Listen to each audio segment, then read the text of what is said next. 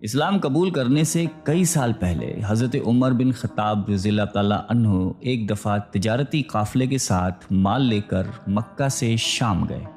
قافلے میں قریش کے کئی اور بڑے سردار بھی شامل تھے۔ یہ قافلہ شام کے سب سے بڑے شہر دمشق گیا اور وہاں اپنا مال بیچ کر مکہ واپس روانہ ہوا۔ تھوڑا سا فاصلہ طے کرنے پر حضرت عمر کو یاد آیا کہ ان کی ایک رشتہ دار خاتون نے انہیں کچھ سونا دیا تھا کہ اسے بیچ کر اس کے لیے کچھ کپڑے وغیرہ لیتے آئیں۔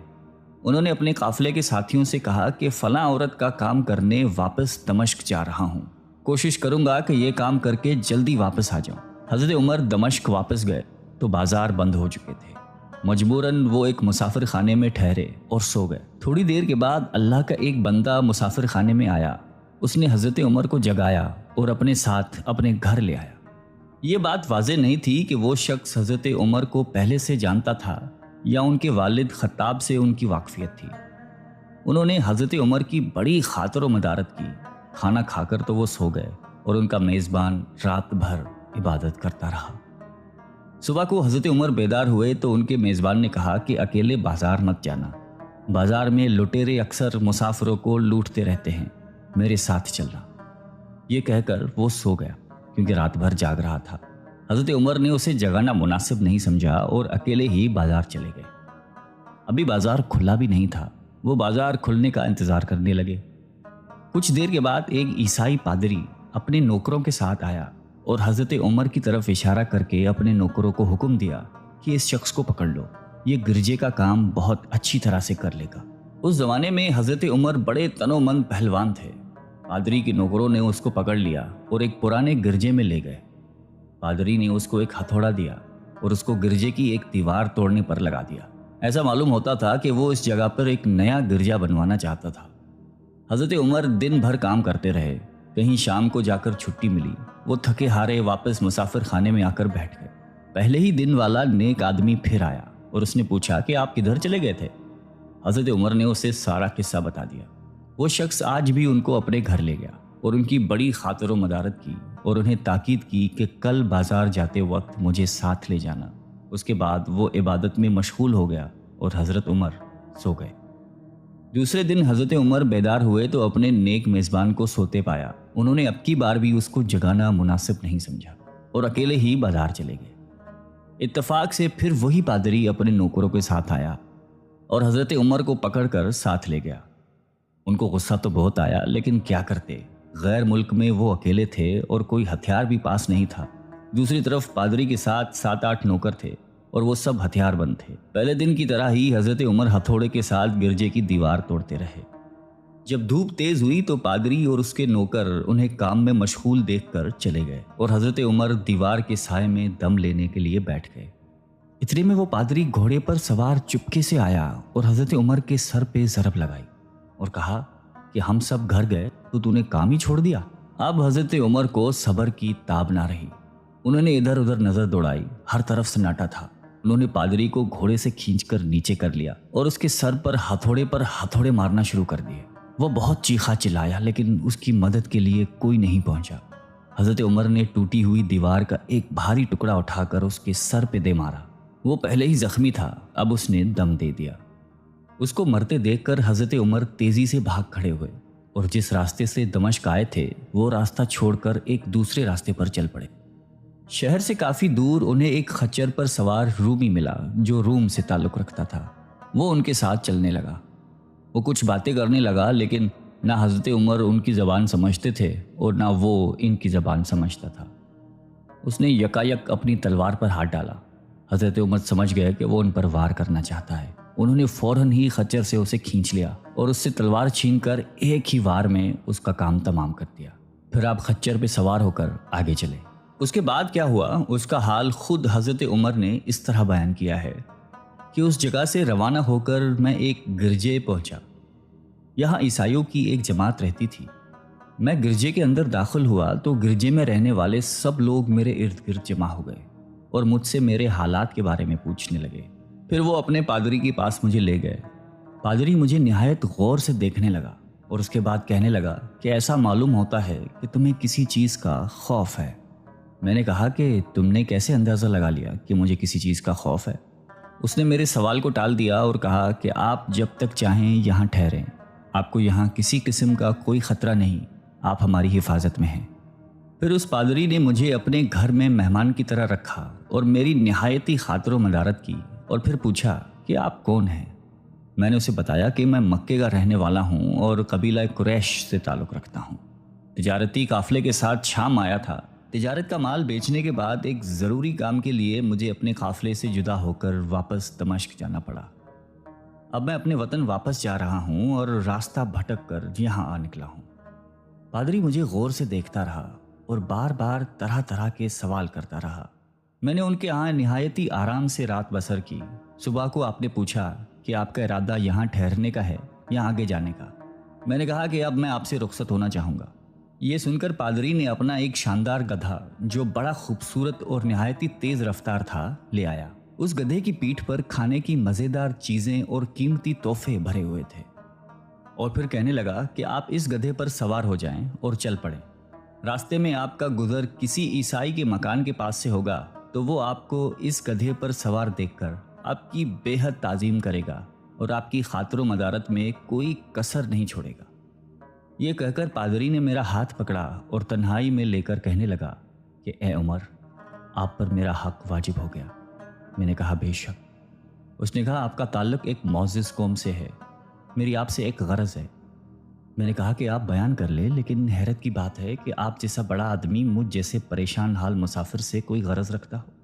اس نے بڑے یقین بھرے لہجے میں کہا کہ سنیں، میں ایک ایسا آدمی ہوں جس سے اللہ نے آسمانی کتابوں کا علم عطا کیا ہے۔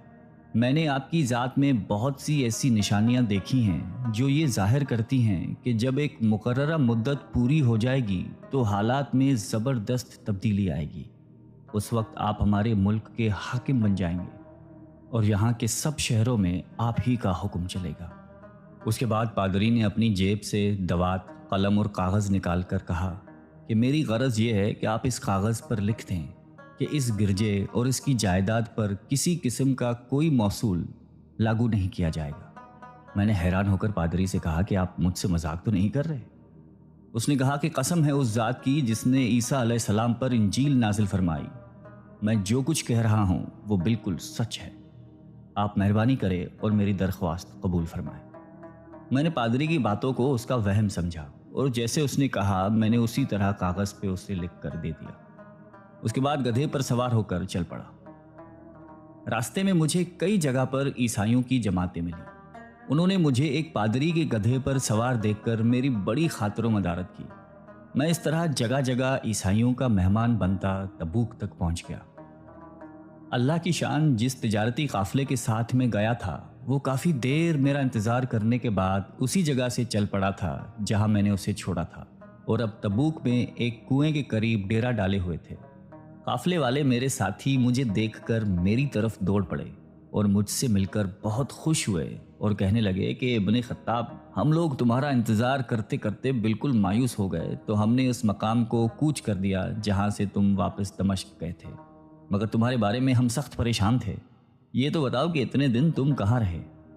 میں نے وہ تمام حالات بیان کیے جو مجھے پیش آئے، لیکن پادری سے جو میری گفتگو تنہائی میں ہوئی وہ بالکل ظاہر نہیں کی، کیونکہ میں پادری کی اس باتوں کو اس کا وہم سمجھتا تھا اور اس کے عقیدے کی کمزوری سمجھتا تھا۔ قریش کے ایک سردار ابو سفیاں بھی اس قافلے میں شامل تھے۔ انہوں نے مجھے اس شاندار گدھے پر سوار دیکھ کر کہا، ارے تم لوگ اس نوجوان کی اقبال مندی تو دیکھو، اسے کسی ایسے میدان میں چھوڑ دیا جائے جہاں نہ پانی ہو نہ سبزہ، پھر بھی اسے رزق مل جائے گا۔ پادری نے رخصت کرتے وقت مجھ سے کہا تھا کہ جب میں اپنے ساتھیوں کے پاس پہنچ جاؤں اور گدھے کی ضرورت نہ رہے تو اس کی رسی کو مضبوطی سے باندھ کر گدھے کو اسی جگہ پر چھوڑ دوں، لہٰذا میں نے ایسا ہی کیا۔ یہ دیکھ کر ابو سفیان نے کہا کہ ارے تم نے کیا کر دیا؟ گدھے کو ایسی جگہ پہ چھوڑ دیا جہاں پہ چور اچکے اور درندے اکثر گزرتے رہتے ہیں۔ میں نے کہا اس کے مالک نے مجھے ایسا ہی کرنے کی ہدایت کی تھی، وہ اس کی عادتوں سے زیادہ واقف ہے۔ اب وہ جگہ گدھے والا کنواں کے نام سے مشہور ہے۔ وہاں سے روانہ ہو کر ہمارا قافلہ مکہ پہنچا۔ میری اور پادری کے درمیان جو گفتگو ہوئی تھی وہ مجھے بھلائے نہ بھولتی تھی۔ پہلے تو کئی دن تک میں نے اسے اپنے دل میں ہی رکھا، پھر مجھ سے ضبط نہیں ہوا اور یہ راز میں نے اپنے رشتہ دار خاتون کے سامنے ظاہر کیا جس نے مجھے سونا دیا تھا۔ وہ بڑی عقل مند خاتون تھی۔ اس نے مجھ سے کہا کہ اے ابن خطاب، میں تمہارے بچپن ہی سے تم میں اچھی نشانیاں دیکھ رہی ہوں۔ جب تم بہت چھوٹے بچے تھے تو میں نے ایک دفعہ خواب میں دیکھا کہ تم لمبے ہوتے جا رہے ہو اور تمہارا قد اتنا لمبا ہو گیا ہے کہ اس نے آسمان کو چھو لیا ہے۔ یہ دیکھ کر میں نے خواب میں کہا کہ ارے یہ میرے بچے کی کیا حالت ہو گئی ہے۔ کسی نے کہا کہ یہ لڑکا دنیا اور آخرت میں بھلائی پانے والا بنے گا۔ جاہلیت کے زمانے میں اس قسم کی باتوں کا مطلب میرے سمجھ میں نہیں آتا تھا۔ مکہ میں ایک شخص اہل کتاب یعنی یہود و نصارہ میں سے تھا جو بہت گمنام تھا۔ عام لوگ تو اس سے واقف بھی نہیں تھے، لیکن قریش کے کچھ سردار اسے پہچانتے تھے اور اس کی بہت عزت کرتے تھے۔ ایک دن دوپہر کے وقت میں اس کے ہاں گیا اور اس سے جا کر کہا کہ میں آپ سے چند باتیں کرنا چاہتا ہوں اور چاہتا ہوں کہ آپ ان کو اپنے دل میں راز بنا کر رکھیں اور کسی کے سامنے ظاہر نہ کریں۔ اس نے ایسا کرنے کا وعدہ کیا تو میں نے اپنے سفر کے تمام واقعات اس کے سامنے بیان کر دیے اور اپنے رشتہ دار خاتون کے خواب کا بھی ذکر کیا۔ جب میں اپنی گفتگو ختم کر چکا تو اس نے کہا کہ اے ابن خطاب، جس کو تم نے موصول کی معافی کا وعدہ لکھ کر دیا ہے وہ اس زمانے میں عیسائیوں کا سب سے بڑا عالم ہے۔ جو کچھ اس نے کہا وہ سب سچ ہے اور جلد ہی وہ سچ تمہارے سامنے آ جائے گا۔ جہاں تک تمہاری رشتہ دار خاتون کے خواب کا تعلق ہے تو اس سے یہ ظاہر ہوتا ہے کہ مکے میں ایک بہت بڑا انقلاب آئے گا۔ زمانہ ایک نئی صورت اختیار کرے گا اور آنے والے زمانے کے آسمان و زمین بدل جائیں گے۔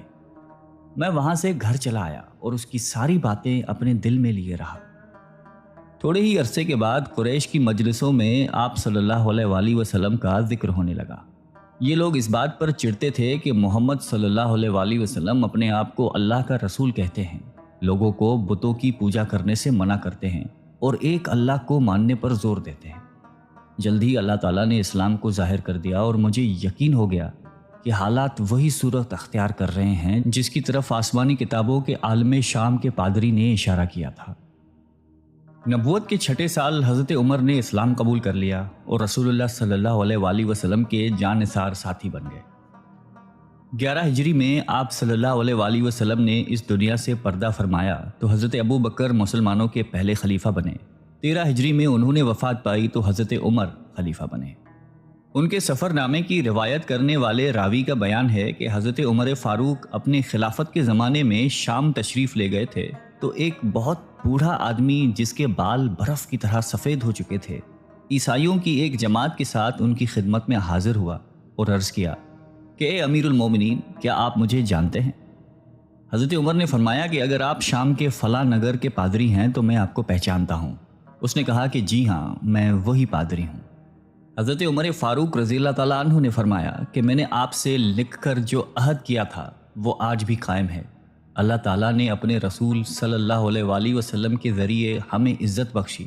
انہوں نے ہمیں اللہ تعالیٰ کی پسندیدہ دین اسلام کی طرف دعوت دی اور ہم نے یہ قبول کی۔ آپ ہی نے مجھے ان باتوں سے آگاہ کیا تھا۔